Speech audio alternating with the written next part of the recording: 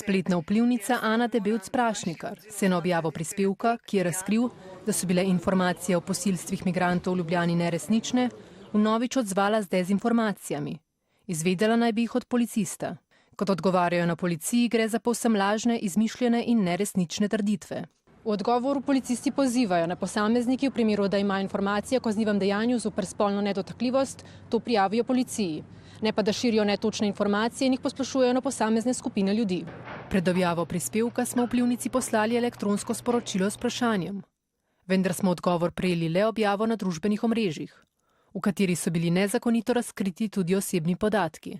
Omenjena gospa ima neko podjetje, ki prodaja prehranska dopolnila in pri tem na trgu nastopa kot zdravnica. In ker vidi, da je v letošnji kampanji ena od glavnih razlik med levico in desnico v tem, ali se podpira razmejitev javnega in zasebnega zdravstva, ali se podpira privatizacijo in komercializacijo, se je očitno interesno našla na strani desnice in ji pomaga kot vplivnica s tem, da širi take teorije zarote, na kakršne je desni del volilnega telesa dojemljiv. Recimo migrantska posilstva in podobne popolne izmišljotine.